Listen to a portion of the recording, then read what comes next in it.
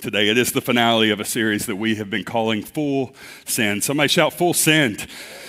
And man, the stories that have been coming in over the past month have just been really, really amazing. Pastor Dan in week 1 talked about, hey, if we're going to go full send, sometimes that requires us to go to a place that we don't fully understand. How many of you know God will call you somewhere and it don't all make sense when he says it, and you kind of just have to trust him and go and hope for the best and trust that it's going to work out, and that's not very fun sometimes, right? Week 2, we had one of our friends of Cornerstone, now a global missions partner, Chitiz. Am I saying that right, Pastor Dan? He blessed this church, man. It was phenomenal, absolutely phenomenal. And he encouraged all of us, hey, if we're going to live a full send life, we got to take our backup plans, chunk them. That's what it means to live full send. How many of you in here have backup plans for your backup plans? I can be guilty of that sometimes, but if we're really going to live a full send life, the backup plans got to go in the trash. Last week, Pastor Dan talked about the 3 things that are going to hold us back from living a full send life: comfort, control, and comparison. All 3 of them we've got to overcome if we're going to live a full send life. And Pastor Dan shared his stories about him jumping off of a bridge in week 1, and week 3, I guess you were in college at that time, right? When you were 22, all right, got peer pressured in. Am I accurate in saying that? Oh, no, it was just his own decision. All right, we'll roll with that. All of his buddies, all of them together were jumping off a bridge, and it was pretty high from what I hear. Week 3, he shared a story about how the fence in the outfield got a little bit closer on him than he thought it did. Chasing a fly ball, ball ended up, I don't know if he had to go to the hospital or not, but he showed the picture of his busted up face. And so since he's sharing all of his full send stories, I've got one I want to share today. And I have video evidence of what I'm about to share with you. My junior year of high school, I was a basketball player at Westbrook Christian, not too far from here. And I got a steal and went up to dunk the ball with 2 hands on a fast break. And I'd done it hundreds of times. I had 20 dunks just in games in a couple of years right there. And this one did not go as planned. I gave it all I had. I went full send. Check out the video. This is how it ended. Ooh. I got you slow-mo right here. Oh, pause. Full send, baby. It's still painful for me to watch that thing. My mom's sitting right here. She was in the gym that day. That could have been bad, where it paused, landed face first from 10 feet in the air. Full send, right? Full send. I don't know why we've chosen these videos to try and inspire people to live a full send life, because this is where it's going to land you. Busted up face, 2 sprained wrists, a concussion, 11 stitches across my left eye, a trip to the emergency room, live a full send life. Oh, it's amazing. Today I do, in all seriousness, I want to share with you why I do think a full send life is worth it. Because spiritually, sometimes that's what the full send life looks like. Busted up face, sprained wrist, concussion. Life is hard sometimes. And Jesus, when he invited us to follow him full send, he knew what he was inviting us to. And I want to take time today to talk to you about the rewards of a full send life. And man, how many of you are thankful that God is a rewarder? He is. There's a quote, I think I have it in there, I want to read. This morning, scholars said, God will be a debtor to no man. It's impossible. Everybody say impossible. Man, it's impossible for us to give more to God than he gives back to us. I'm thankful for that. He is a rewarder. Hebrews affirms it even further by saying that God is a rewarder of those who diligently seek him. He is a rewarder.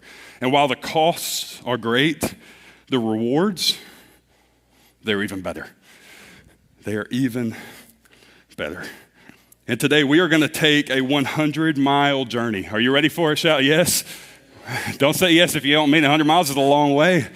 We're about to take a 100-mile journey. I actually have a map. We're going to walk through a portion of Luke's gospel today, different pieces from Luke 9 to Luke 19 that we know as what's called the travel log or the travel narrative. And it's the heart of Luke's gospel that documents Jesus' journey from Caesarea Philippi to Jerusalem. And 100 miles on that journey, on that dirt road, Jesus would be inviting people to follow him and telling them what it means to be his disciple. And what we're going to see very quickly here on this 100-mile journey is that following Jesus is not easy. First verse we're going to look at, Pastor Dan unpacked this so well last week, so I'm just going to bump through it. Jesus said to another person, hey, come and what? Come and follow me. The man agreed. He's like, all right, I'm good with that, but first I got to head back to the house and bury my father. Verse 60, Jesus said to him, let the spiritually dead bury their own dead. Your duty is to go and preach about the kingdom of God. Now, what's happening here, as Pastor Dan shared last week, is that this guy's dad was still alive and doing well. The man just wanted to go back and hang out until his dad died so that he could get his inheritance. What he's basically saying is, hey, sure, Jesus, I'll follow you. Just holler at me in a couple years once my inheritance hits the bank, and then we'll be well on our way, and I'll be glad to follow you. We keep going over 61. Another person said, yeah, Lord, I'm good with this. I'll follow you 100 miles to Jerusalem. But first I got to go holler at my family and say goodbye. Verse 62, Jesus says, well, whoever puts his hand to the plow and looks back is not fit for the kingdom of God. What's happening here is not just someone that's trying to just go hug his family and say goodbye. This is actually a story that refers back to an incredible Old Testament story in Genesis 19. Anybody ever heard the story of Sodom and Gomorrah? God brought judgment upon that city because of its wickedness and idolatry, but because of the prayers of Abraham, God saved Lot and his family. And Lot and his wife are walking out. Lot's wife looks back at Sodom and Gomorrah, which are in flames. And Lot's wife turns into what? Anybody know? A pillar of salt. That's what's happening in this story. Lot's wife did not turn into a pillar of salt just because she took a glance over her back shoulder to see what the city was doing in flames. Lot's wife turned into a pillar of salt because her allegiance was divided. She longed for what she was leaving. And that's what's happening here. The man is longing, the man that Jesus is inviting to follow him is longing for what he is leaving. His allegiance is divided. And Jesus is saying, hey, if you're going to put your hand to the plow and follow me, don't look back. He's not saying don't reflect on the past. He's saying let your allegiance be fully with me if you're going to follow me. We keep going here. 100 miles on this road, we'll go to Luke 14. A large crowd was now following Jesus. And Jesus turned around and said to them, hey, if you want to be my disciple, by comparison, you've got to hate everyone else. It's kind of wild teaching right here, isn't it? Your father, your mother, your children, your wife, your brothers, your sisters, even your own life. Otherwise, you can't come with me. You can't be my disciple. The word hate there is strong, and we know Jesus is not saying to really hate your neighbor, hate your family, because his greatest command is to love. So we know that that's not true. The word hate there actually literally means in this Semitic time where languages and dialects, they would have understood that this word hate meant to prefer less or to take less pleasure in. So he's saying, hey, as precious as your family is, as precious as those people close to you are to you, you have to take less pleasure in them than you do me if you're going to be my disciple. That's what it means to follow Jesus. Do I have one more? Yeah, Luke 16. Hey, if you're going to come with me, Jesus said, no one can serve two masters. You're going to hate one and love the other, or you're going to be devoted to one and despise the other. You can't serve God and be enslaved to money.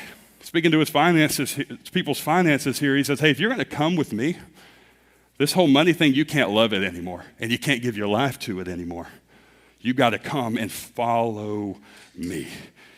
How many of you know that sounds like a pretty tough journey to take with Jesus right there? And what Jesus is doing is he is just dismantling casual Christianity.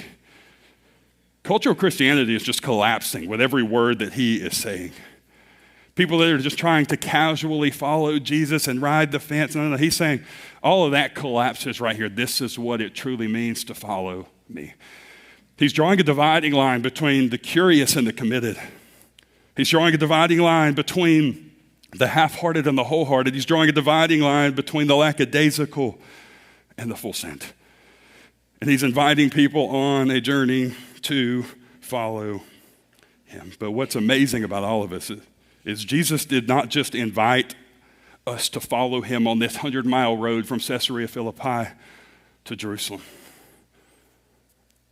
He didn't invite us just to go full send with him on this dirt road. He's actually about to show us how he went full send first, so that we could see how he modeled to live a full send life, and we can follow after him. It begins in Luke 9:51. We're going to go there really quick. You can open your Bibles to Luke 9 if you want to. We're going to be there most of the rest of this time.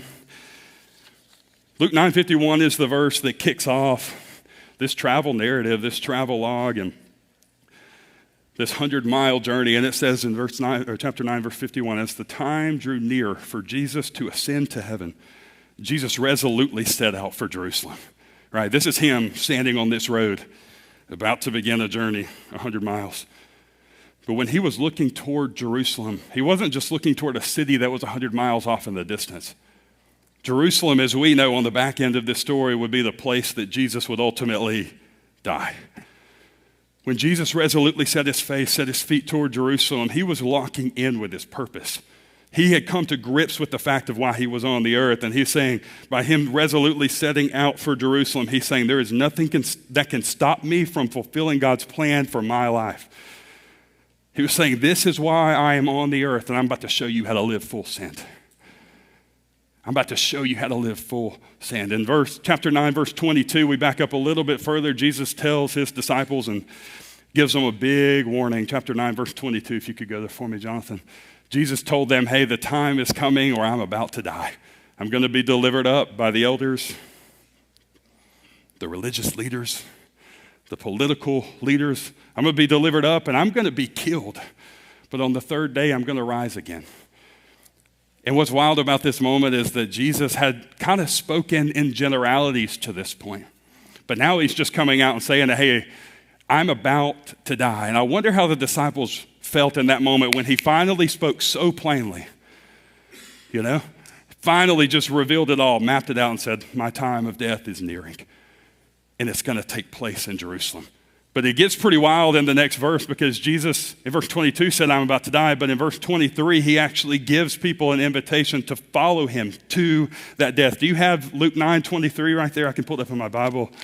If not, Luke 9:23. Then he said to the crowd, if you want to be my follower, you got to give up your own way. You got to take up your cross daily and you got to follow me. Watch this. Jesus in verse 51 says that he set his face toward Jerusalem. Backs up to 22 and he says, I'm about to go die, where he tells the disciples what's about to take place. And then in 23, he says, I actually want you to come with me and die. What if the invitation of Jesus is an invitation to die? What if the invitation of Jesus is not just to go live this happy-go-lucky life? What if it's an actual invitation to experience suffering alongside of him? Now, I recognize that we all may not die on a cross the way that he died on a cross, but the reality is you and I have a cross to bear today. We have a suffering that we have to endure. We have things that we have to walk through, and we have hope that needs to be maintained. But Jesus is inviting us on a journey to Jerusalem, not just to observe his death, but to actually join him in his death. And can I tell you something? An invitation like this to follow Jesus demands a response from all of us. From the youngest in the room to the oldest in the room, we all have to give a response to this thing. Some people, option one would be, some people would say, honestly, Lord, I'd rather just enjoy my life. Is there anybody in here who would just be honest? And maybe you felt those things before like me. We hear the invitation of Jesus to follow him and it's like, Lord, I don't know, I'd rather just be a little unbothered right now. I'd rather just go do me. I'd rather let other people's problems be other people's problems. I'd rather just, sometimes the porch just sounds better. I don't know.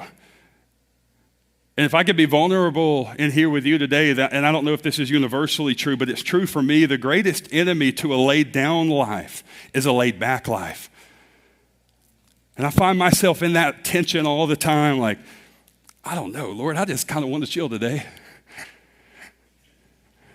I don't know, I'd just rather go enjoy it. This 100-mile journey with you, I get that it's going to be really awesome, but sometimes I've just got stuff I've got to do.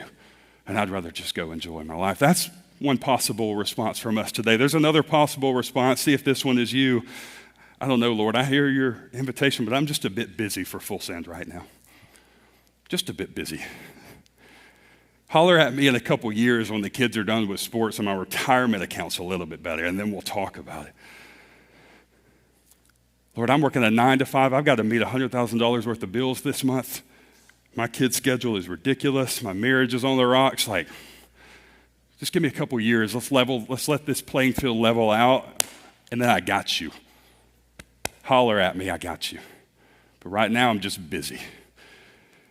Some people like this, if this is you, you're probably riding a fence in a lot of ways. Not committed, but definitely not full send. And I get that there's seasons where sometimes things are just really busy, but I do wonder if God is inviting us to follow in full send, is inviting us to reorient our lives where our pace makes it possible. There's a third option for us today. Some would say, I'd rather enjoy my life. Some would say I'm too busy for full send, but there's a third response, and you can just all out go full send, like me trying to dunk that ball with two hands and land it on my face. Full send. And I'm so excited to share today that there are so many stories of people in Cornerstone, connected to Cornerstone, that have decided to go full send. This series has been amazing as we've watched God do so many incredible things in the lives of people. Just 3 weeks ago in youth, we had a special night. I was able to share the gospel, and we had 4 senior boys give their lives to Jesus on a Wednesday night and say full send. Amazing. Just last week, if you were a part of our baptism service, we baptized a 17-year-old girl whose mom had passed away. When the daughter was 6, her mom passed away from a drug overdose. 17 years old now, so that death was 11 years ago, and she shared with the room that journey of forgiveness was hard because she felt like it was selfish for her mom to leave her like that. But she walked a journey of forgiveness, and she decided that it was time to go full send. She was baptized last Sunday, and we are celebrating with her and her entire family as God's done an incredible work in her heart. Something incredible happened in life groups last Monday night, our young adult group. She's in the room right now. She gave me permission to share this story. Alexis Matthews got to the young adult group, and when she walked in, she shared that nobody would have known that she had dealt with suicide. She had tried to take her life 2 or 3 weeks ago. At the last moment, she came back to her senses, and she said it was God intervening. She showed up to life group anxious and nervous, but knowing that she needed help. And ironically, man, you just can't make this stuff up. They were in John chapter 3 teaching on eternal life. And she realized she needed to be saved. And afterwards, she gave her life to Jesus, and she's begun a journey walking with him. Can we celebrate her this morning? Our kids' ministry is just the same. We had a 7-year-old girl. Where's Chase and Tori in there? There's Chase right there. 7-year-old daughter, Willa, gave her life to Jesus a few weeks ago. Izzy was talking with her and saying, hey, are you sure you're really in this? And Willa said over and over again, all she wants to do is live her life for Jesus. 7 years old. That's full send right there. We have students going full send. Man, it's been really amazing. We have over 20 students that have committed to a New Testament reading challenge. Some of them have never read a book of the Bible in their entire lives, but they're going to read the entire New Testament before summer camp in June. Some of the younger ones are reading Matthew, Mark, Luke, and John, all 4 Gospels before summer camp. And they've just said, you know what, full send, man. This is what I'm going to do. I'm going to seek the Lord, and I'm going to trust him with my life. We have 14 students that get here early every single Wednesday night this semester, and they're learning to defend their faith because they have friends at their schools that are atheistic and agnostic, and they're asking all of these questions, and we just honestly don't have answers sometimes. But they're gathering early every single Wednesday before youth even starts to learn the evidence for God, the evidence for the resurrection of Jesus, and the reliability of the Bible itself. These are 9th, 10th, and 11th graders that are saying, this is what I want to do with my life. I could keep going. This morning, one student is laying down their dreams that they have had for years to pursue God's calling on their lives. And that's a tough thing to do, when you have this idea of what your life's going to turn out like, and then God says, okay, we're actually going this way, and you have to toss it aside and follow him. Students are doing that right now. Since the turn of the year, Pastor Zach, you've led 2 people to the Lord between services in this lobby, am I right? One of them was an alcoholic that reached her end and said, I can't do it alone, and I'm ready to give my life to Jesus, full send. Another one was a child that had questions about some of the messages in CK, wanting to know, what is this forgiveness? What is this grace really like? Pastor Stack led him to the Lord right there in the lobby. Can we celebrate that this morning? It's amazing. We haven't even talked about life groups yet. We have 205 adults who are part of life groups this year, and they said, I'm going full send into this thing because I cannot do life alone. I need to do it in community, and I need to be a part of discipleship because it's why I'm alive, and it's what God's calling me to do. Of those 205, over the last 2 semesters, 100 people have never been in life groups before. Can we celebrate that as well? We have life group leaders that are stepping way out of their comfort zone. I asked them, I said, I feel like God might be leading you to lead one of these. And they're like, oh, no, no way. They went and prayed themselves, and they were like, you know what? This is way out of my comfort zone, but I'm going to give it a shot. And we're 3 weeks in, and they're finding such fulfillment. And God's doing a great work in them, and I'm so thankful for that. We've gotten messages about people laying things down that has held them in addiction for years. We've got people that are embracing vulnerability. I meet with a 28-year-old right now every week as he has gone through such horrific trauma with it. I don't want to get into all of it, with some family situations, some health scares, some financial issues. He's 28 years old. He looked me in the eye and he said, Colin, what's wrong with me? Panic attacks had him in the hospital twice as a 28-year-old. He said, what's wrong with me? I said, brother, there's nothing wrong with you. In fact, your body is doing exactly what it was created to do. It's letting you know there is something bad wrong. It's letting you know that all this trauma that you've endured over the past decade, that you've tried to just internalize and grit your way through, you cannot do it alone. And your body is sounding the alarm saying it's time to walk through this with someone. And over 3 weeks, it has been mind-boggling to see what God has done as he has just started sharing. And you know what we're learning?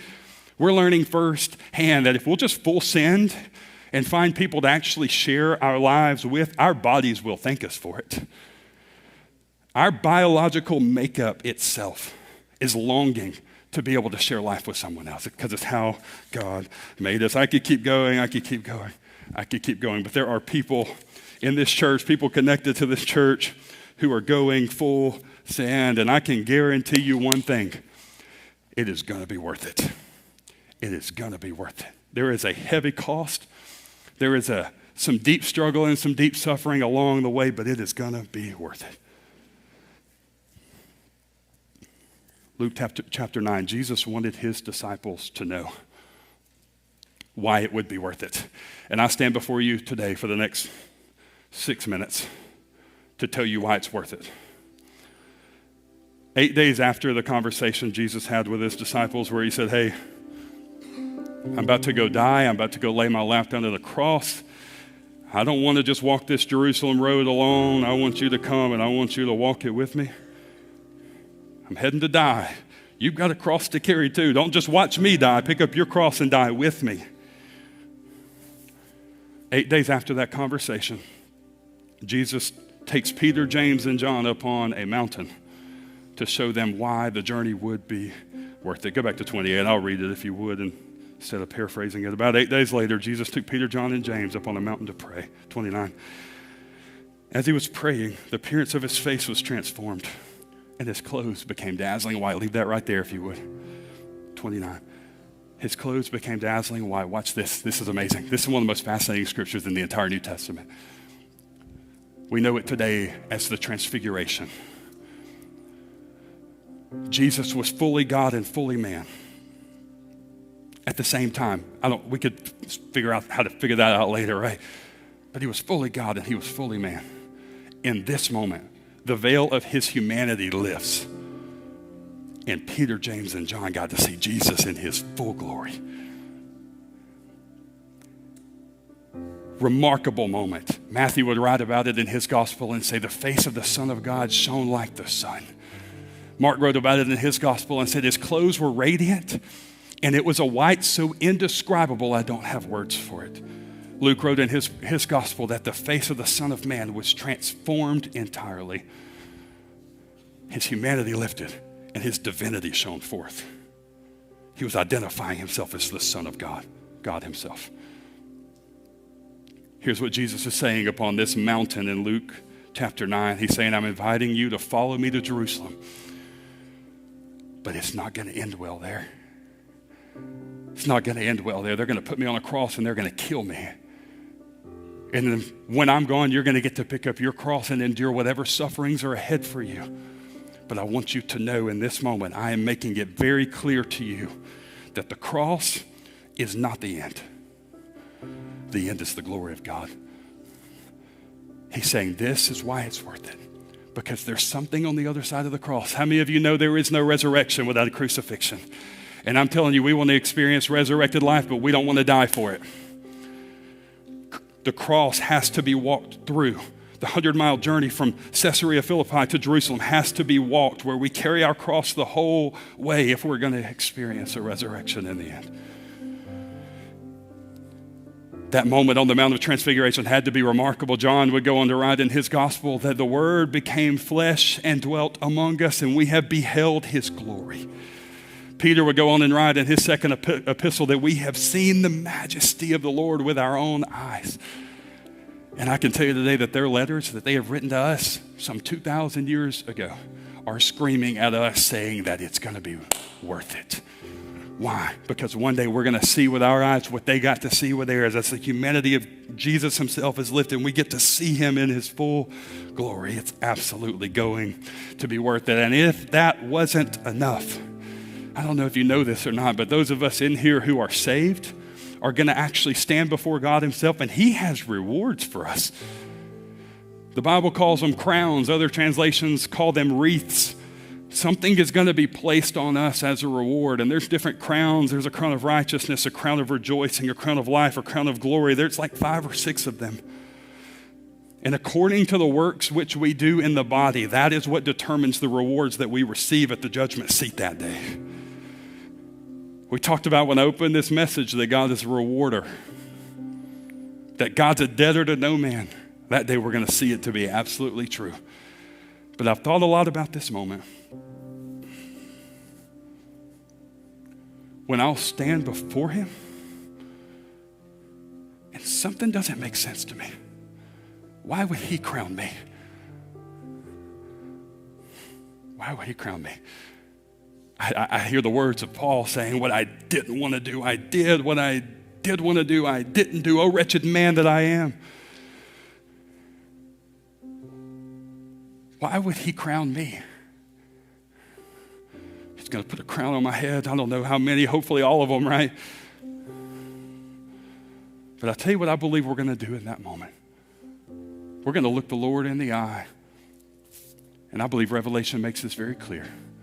We're going to say, these crowns, Lord, that you have crowned me with, don't even make sense. Because I'm not worthy of it. But somehow, some way you saw fit to honor me. And so what I want to do in response to this is I've got to take these crowns off of my head and I'm going to crown him with them. Because I'm not the one that's worthy. He is the one that's worthy. And can I tell you that if there's anything that makes the road to Jerusalem worth it, it is the fact that he can crown me just so I can take them off of my head and crown him.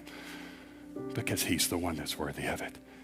And I'll tell the Lord in that moment, if I can help it, if I can muster up words, I'll tell him, Lord, the reward was never the crowns. The reward was you. The reward was you. You are why Jerusalem is worth it. You are why I want to pick up my cross every day. And I promise you, the people that have passed away already that are in the presence of God right now, they're saying it is absolutely worth it. Once we see him, it'll be absolutely worth it. With that moment in mind, I'll just say one final thing this morning. Full send. It's worth it.